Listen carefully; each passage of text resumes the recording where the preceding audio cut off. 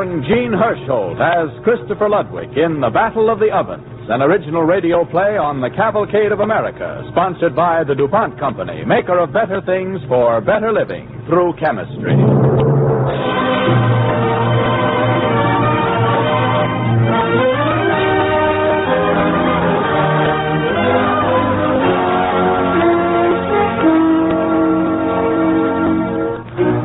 Our play tonight on Cavalcade has three central characters: a baker, the American Revolution, and a loaf of bread.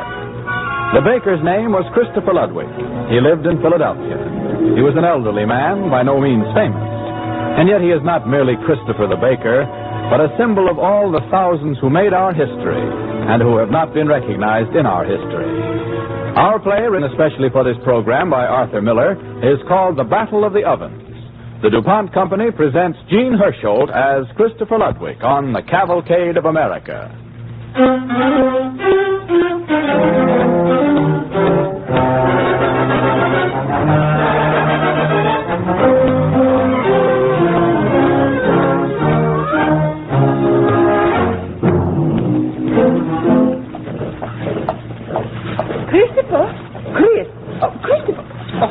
By the open window again. You won't at your desk?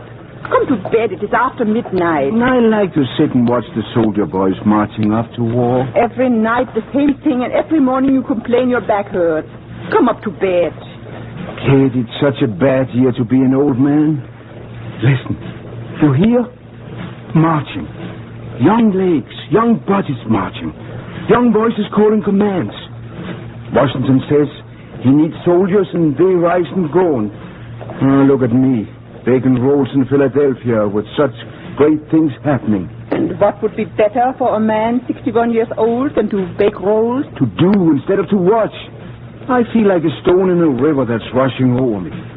I want to move with the time, to march with the young ones, to... Oh, why must a man be old when the time is so young? What more can you do, Chris? You sent Jerry, your best apprentice, to bake for the army. You are doing two men's work. Jerry. Sometimes I feel like Jerry is my son that I sent off. After all, I taught him everything he knows about baking bread, didn't I? Only I was wondering if Jerry is drinking warm beer. If that boy drinks warm beer in the army, he will disgrace me. I'll break his neck. Christopher Ludwig, I am going to bed. Are you coming? I can't sleep, Katie. Listen to the marching. A person would think you were 3 days in the world. Marching, war, armies, at his age. Such craziness I never heard. To be 30 again. Even 40. Ah, this way is no good. No good at all this way. Huh. At this hour? Coming. Jerry. Yes, it's me. How are you, Mr. Ludwig? Jerry. I'm so happy to see you. How are you?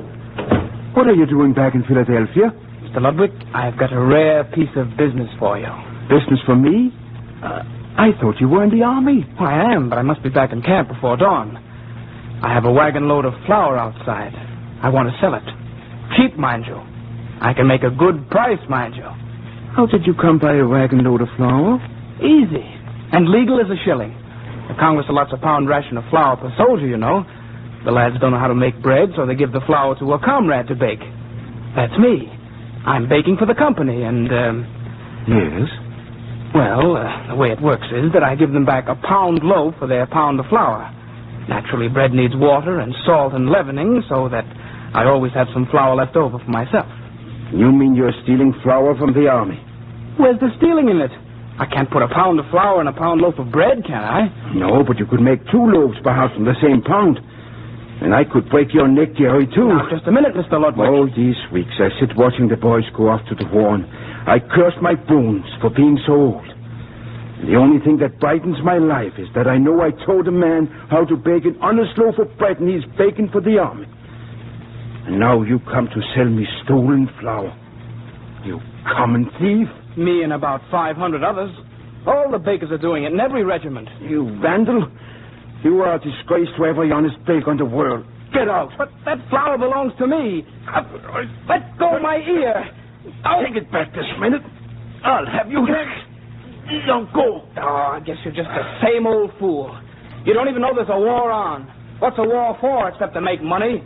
Get out of this house. I'll show you what the war is for. Old man or not, I'll show all you pigs what this war is for.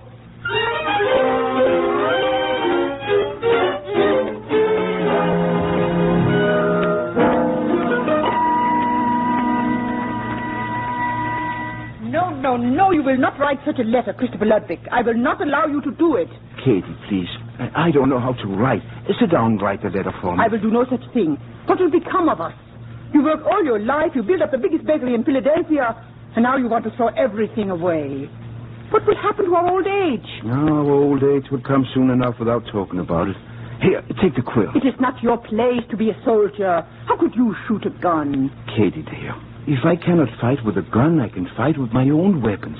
Flour and salt. Even General Washington can't do that. And I have much to say to him. Much to say. And who will listen to what you say? You are nobody, a baker. So? A baker's not allowed to love liberty? Oh, all right. Oh, come, that's a good woman. Write as follows. Dear General Washington. My dear Excellency, General Washington. My dear Excellency. No, wait. What? Here. My dear Honorable Excellency, General George Washington, Esquire. A man your age. Sir, I am a baker, but that is of bread, not pastries.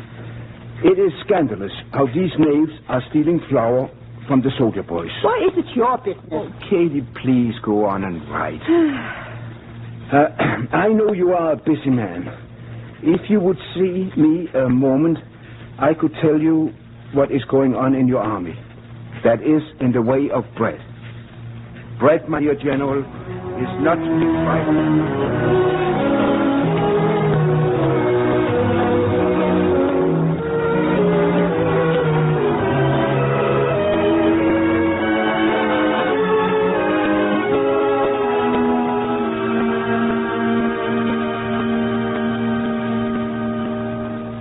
The central question, gentlemen, is the food supply for these two regiments. General Greene, would you report on the matter for us? It seems to me, General Washington, that if the 3rd Regiment were transferred to Chatham... Yes, You come out of there. You can't go in. To me, I'm in and I'll stay in. What is the meaning of this? I beg your pardon, gentlemen. Leave this room at once, I please. couldn't stop him, General Greene. He broke past me. You were told there's a conference in this room. Get him out. Yes, sir. Come on now. Wait. They're stealing flour from the soldier boys. I know how to stop it. I come all the way from Philadelphia. Let me talk a minute. Leave this room, sir. I shall have to put you under arrest. One moment, General Greene. Of course, General. Did you say you've come all the way from Philadelphia to speak to me? Yes, General Washington. I'm a baker. I beg your pardon. I want to help you drive out these thieves. Christopher Ludwig is my name. Were you the one who wrote me that letter? My wife, but I told her what to say. Please, General, taste this loaf of bread. Huh? Fresh. Here, sir. Thank you. Chew it good. Of course, Well, I must say it's very tasty. Did you bake this? I baked it, sir. And I want to say that if our soldier boys had such bread, you would win the war in a month. It's a scandal how they're stealing flour, and I won't stand for it. I beg your pardon, I'll break their necks for it. Here now. Tell me, what do you propose to do? I'm a simple man. I speak only straight. I want you to let me be in the army to look after the baking. Aren't you a little over age for such a task? Oh, I have 40 years' experience in baking. Let me take charge of bread. I know I'm nobody, but with bread, I'm somebody. Bread is my life. Tell me, Mr. Ludwig, do you honestly think you can straighten out the baking situation? We couldn't pay you very much, you know. I don't want pay. All I ask is a trial. Mr. Ludwig, I'll give you a trial. But I must have complete charge. I know bakers. A baker will never listen to advice from another baker. Oh? Except pastrymen, of course, but they don't got no mind of their own anyway. Yeah, of course. Well, tell me, just what is your point? If I beg your pardon, I would have to have a title. Oh, certainly. How would a director of baking do? That's nice, as far as it goes. But it don't say nothing about the bakers. Better add on superintendent of bakers. And Director of Baking? If it wouldn't trouble you. It would be absolutely necessary to have the title Superintendent of Bakers and Director of Baking. Yeah. Is that all? Come to think of it, better add on in the Grand Army of the United States. Mr. Ludwig, I appoint you Superintendent of Bakers and Director of Baking in the Grand Army of the United States. General Washington, if I beg your pardon, we have won the war.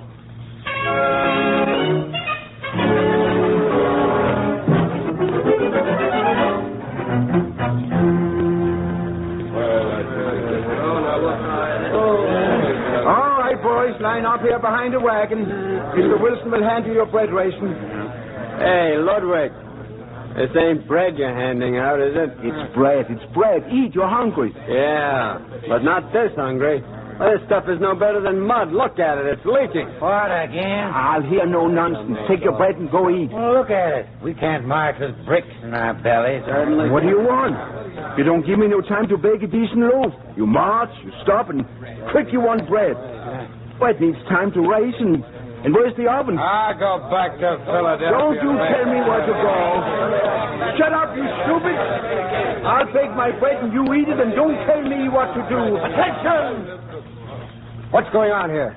Ah, they're complaining about the bread again, General Green. I do my best, Ludwig, but I want to speak to you. At ease, men. Wilson, continue giving out the bread. Ludwig, come this way. Ludwig, I do believe you're a good baker and an honest man. Where you stop the flour stealing proves that. Well, I try my best, Yes, but... I know. Tomorrow at dawn, we start a 40-mile march. The men must have decent bread. Now, what can you do about getting it for them? I have only one idea, General Green. But perhaps you won't permit it. It's something that's never been done. Well, what is it? I tell you, General Green, the army marches too fast to allow the bakers time to put bread together like it ought to be. So why can't you do this? Give me directions where the army will head for. I leave now with my bakers. Get there in good time ahead of you. Set up real ovens in the woods, and by the time the soldiers reach there, I have plenty of good bread waiting. Bakers going ahead of the army. Why are you so intent on this, Ludwig? That's close to enemy territory up ahead. You're taking your life in your hands. Why? Look, General, if day after day everybody tells you you are a bad general, you would be willing to take a chance to prove you are a good one, wouldn't you? Yes, I dare say I would. Well, I'm a good baker. May I go? Very well, Mr. Ludwig. You may go at once.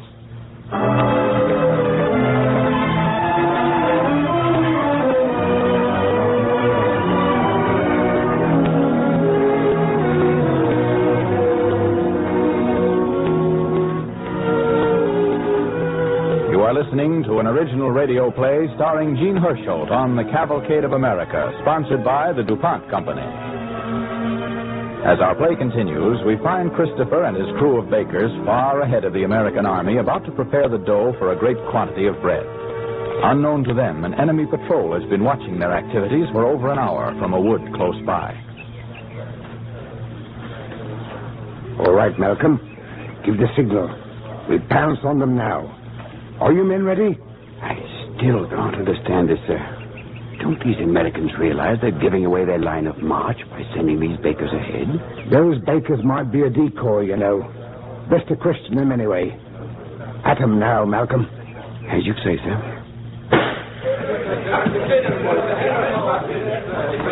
Land them up there. Come on, you. Get over here. Keep your hands high. Anybody get away, Malcolm? All accounted for, sir. Now, which of you is in command here? I am. Who are you? I'm Christopher Ludwig, Superintendent of Bakers and Director of Baking in the Grand Army of the United States. We are going to win the war. Oh, quite a boy, aren't you, Grandpa? I'm quite a boy, yes. What do you want with me? Malcolm, take all these men back to headquarters. I just want you, Grandpa. And, report to headquarters that a large body of Americans is due here sometime soon. Probably General Green's army. Come on, you bakers. Line up. Forward, march. Left.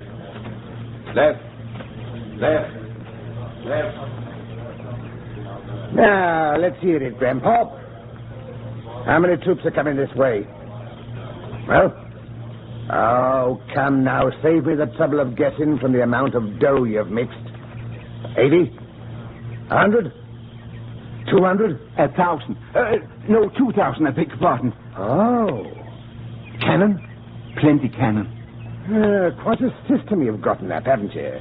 Regular ovens. Bakers going ahead of the army. Tell me, you bake a good loaf? I sure do. You do, eh? Strictly in private, could you knock something together for me? Something tasty? For a lady? What do you say? For a lady? Mm-hmm. I could make some for you, too. That would be decent of you. Go ahead. I'll sit here and keep an eye on you, if you don't mind. Just make yourself comfortable, and I will bake you something that you will never forget. I dare say it won't be that good. I dare say it will.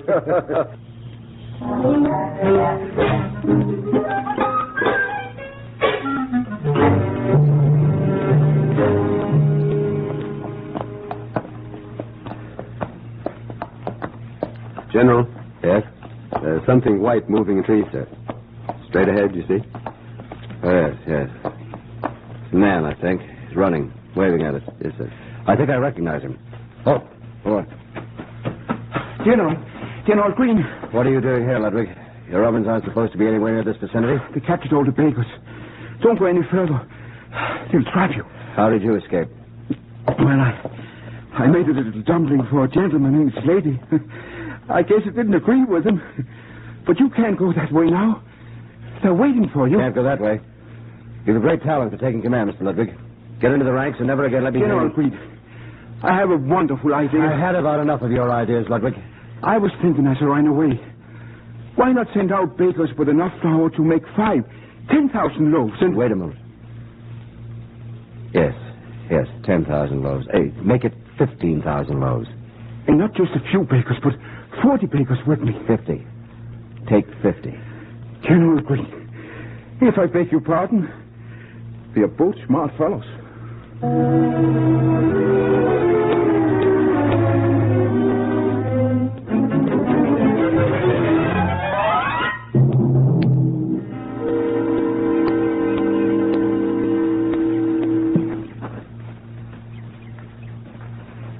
You'd better bend low, sir. We'll be in sight at the top here. Yeah. Now, look down there. You see? In the corner of the valley? Right beside the turn in the river? By George. They must be expecting a whole army. 50 bakers if there's one. Yeah, but isn't it peculiar that they've returned to almost the exact spot as before? I think it means, sir, that they've really got a major force coming this way. They must figure on overpowering our ambush. Notice, these bakers are very well guarded. Yes. But what they didn't figure on is that we know how to count. Those two men here. Right, sir. Have them count the loaves as they come from the ovens. Right. Each loaf is the soldier expected. We'll have 2 ready for every one of theirs. I'll get in touch with headquarters. They must send us up another regiment. And watch me, sir, when I get hold of that director supervisor down there. A nice dumpling for you, sir. Blast him.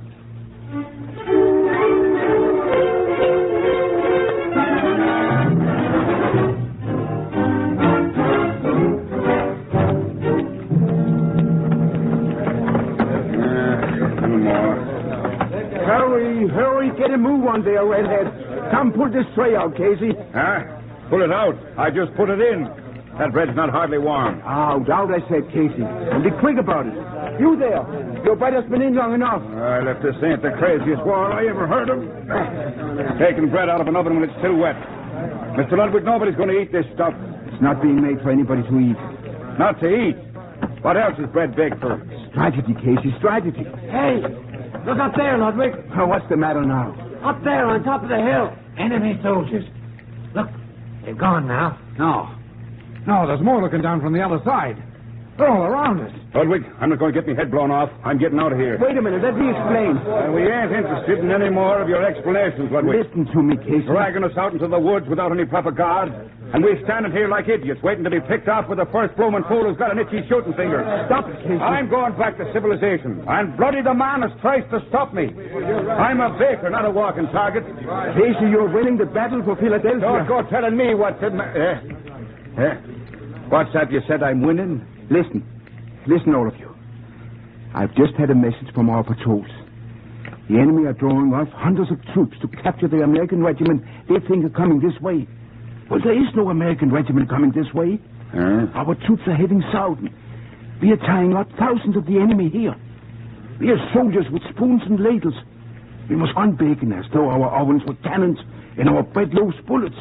Well, now... Come, we will fight with our trade. Mr. Carson, will you put some more wood on the fire? Thank you. Take me there. Will you straight down that way?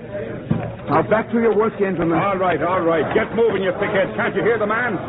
It's a battle we're fighting, just like he says. What kind of a battle do you call this? Call it the Battle of the Ovens. And if this bread ain't fit for eating, it's fit for throwing. I misunderstood you, Ludwig. Why, they ought to be making you a general for this. General? No.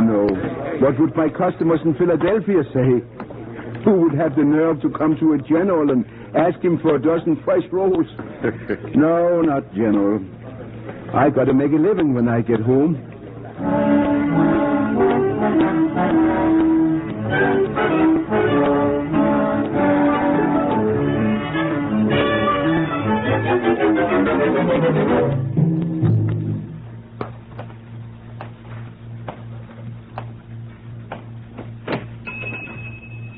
Katie?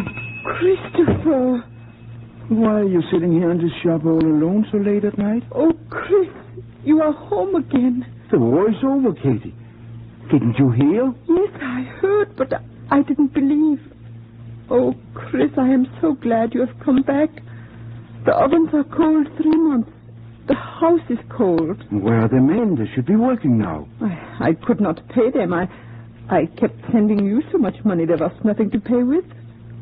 They have nothing left, Chris. I had to sell even the linen. I brought you something finer than all the linen in the world. What did you bring? A new free country. Smile to me, Kate.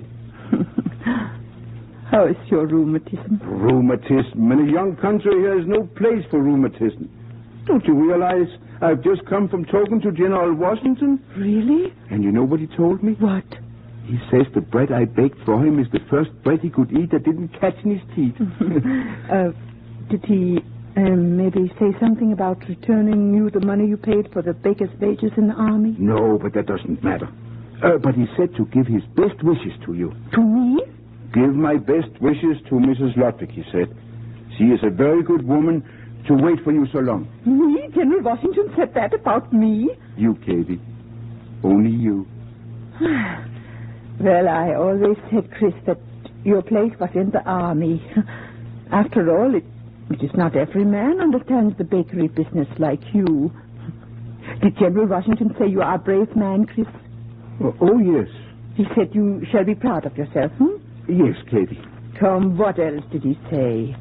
He said he could not have won the war unless the bakers and the shoemakers and all the people like us got so mad they could not rest until they won. And what did you say, Christopher?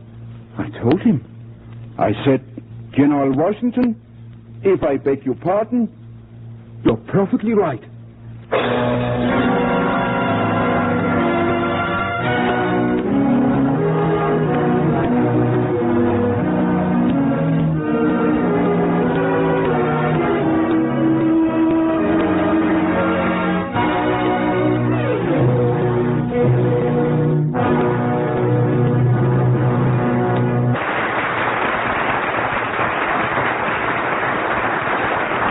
Thank you, ladies and gentlemen.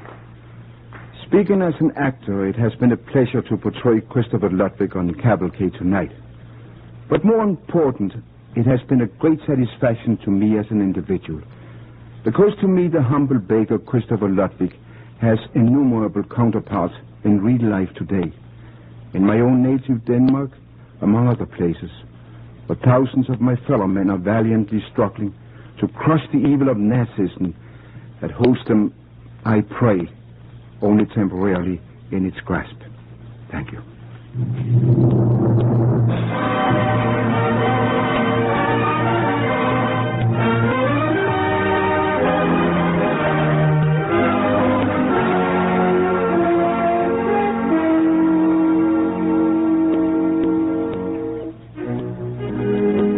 Next week on Cavalcade of America, DuPont will present the First Lady of the American Theater, Miss Helen Hayes, in an original radio play called The Hymn from the Night. It is a story of Julia Ward Howe, who wrote the Battle Hymn of the Republic.